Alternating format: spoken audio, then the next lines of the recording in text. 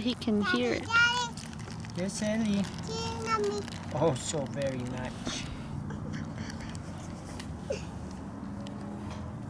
So this is going to be the first day that we do recall training with little Mr. Boon. He's almost 8 weeks old, so he's actually on the older side. Usually I started this by now, probably a week ago. But it's not vital to start him extra early. It doesn't really do a whole lot. But he's plenty aware, he can see, and obviously he knows I have food right now, so now's a good time to start. One thing about this little guy, he's got pretty decent food drive. He might eat my finger in the process, so I have to be very careful and try not to get bit. So anyway, I'm going to start out with a small tidbit that's got a little bit of bone or fur in it to keep him occupied, so that once he gets it, he'll chew on it and not lick it off and then swallow it quickly and then go after my finger. I want something that'll keep him distracted for a bit. So let me find a good kind of furry bit. Okay, this has got a little bit of rat pelt for roughage. And that should keep him kind of preoccupied once he gets it. So I'm just going to wait until he's looking like he's going to come to me, and then I'll call him when he's already looking like he's going to head my way, because he doesn't know what the food call means. Hey, girls, can you hold on for a second? You're distracting the mink. He's coming to you guys. He says, hey, do you guys have my food? I'm hungry. Okay, he's coming back. He's coming back now. Hey, come on! There you go. So I waited till he was already headed my way, and I quickly and carefully gave him a chunk. Let's repeat that again here.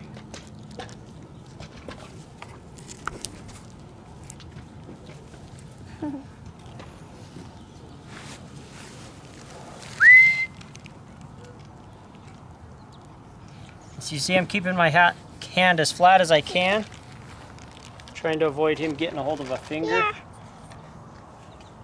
And they don't do it maliciously, they're trying to get the food, and your finger smells like food. And it's something they do more as babies than adults. Nervous adults will do it sometimes too, but it's more of a baby thing. They're very competitive as babies because they're always fighting for food with their siblings.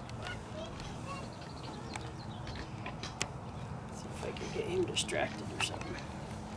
Move this way anyway. Hi, Boon. There, now he's too distracted. Trying to go follow me. Olive, come over to me. So you can find me? Yeah.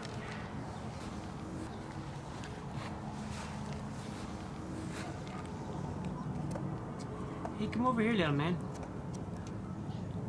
Boon!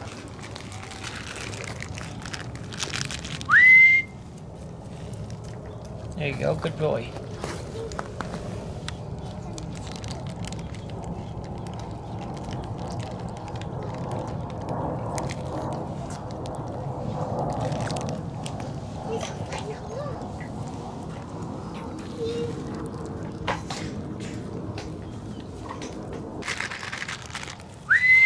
It's this way. There. I went this way. Okay, bye.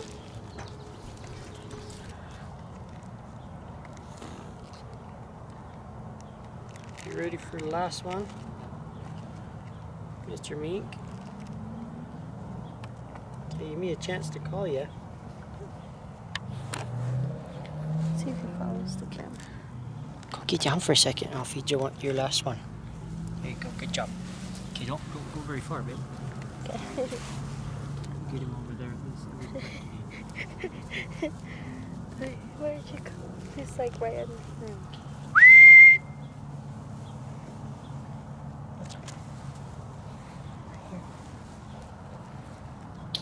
Stay here and eat it. Stay here and eat it. So I really need to get more food on my hand really quick or I'm gonna get bit. Because he's lunging and biting. So the minute he runs out of food, he's gonna lunge again and grab my hand. So I need to hurry up and get more food covering my hand. If I don't want to get bit, that is. See that? See how he lunges and grabs it?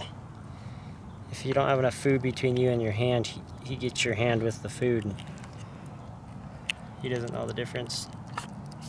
And he'll hang on, so the more you wiggle, the more he bites. And it's, like I said, it's more of a baby thing to do. It's pretty rare for adults to do that, but babies, because they're so competitive with their siblings, they can be, not all babies are like that, but they can potentially be very possessive of their food. Some are not, some are pretty docile about it, but others are obsessively possessive. And if they grab your thumb and they pull and it doesn't come with them, then they think you're holding on to it and they just bite harder and pull harder, and it's not very fun. So even if you're not moving, they'll start pulling and shaking and twisting, and yeah, you bleed. It's not very fun. So with mink like this, who tend to be that way, you want to give them plenty of meat so that when they go, they just grab meat instead of your hand. And then as he grows out of it, he'll realize you're not stealing his food. He doesn't need to be possessive. Some mink, it takes a lot of repetitions and patience and accidents.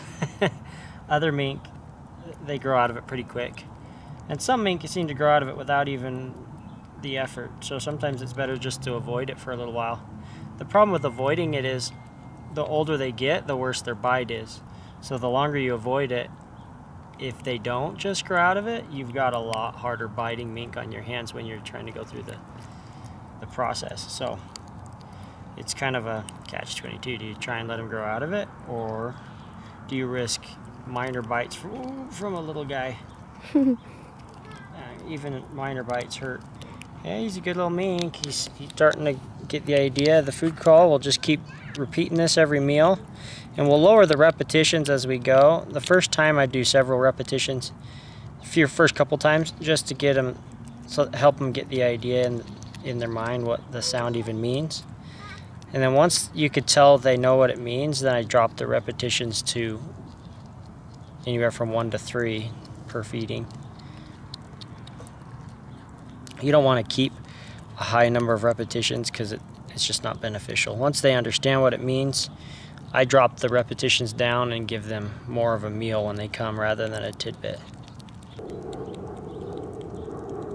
You want to be careful when you add the food, because if the food bumps him on the way down, he'll think it's something trying to steal his food and he'll bite. He's a lot better than when I first started hand feeding him. I should have got that on film. He was a pretty aggressive little guy, but he's improved.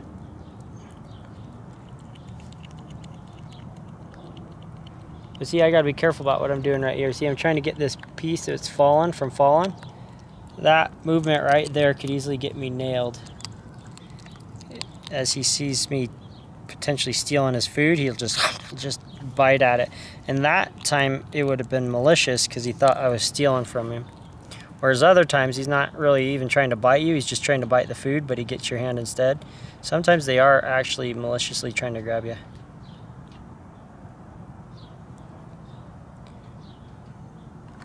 Are you done? Keep eating. We don't have all night. This meat he's eating here, I know that's a common question, it's brown rat. My mink get a mixture of all kinds of meats. Brown rat, muskrat, rabbit, chicken, squirrel, beaver, all kinds of stuff. Ducks, goose, pigeon sometimes. So anyway, this particular stuff is brown rat. And this particular rat came from the pheasant farm, so it's super healthy. Those guys are eating alfalfa and wheat. Or was it barley? I'm not sure. Anyway, some kind of grain. They had a really nice, clean diet. But yeah, you may think about it. I caught those rats in the winter, and now we're just barely feeding them. It's because you want those rats to be frozen for a good little while, help kill off the parasites. So I'll stick them in the freezer, and sometimes it'll be a month before I feed them, sometimes it'll be 6 months. Try not to leave them too long or they get freezer burned, but anywhere from a month to 6 months is pretty much the norm for my mink after they kill something until when they eat it again.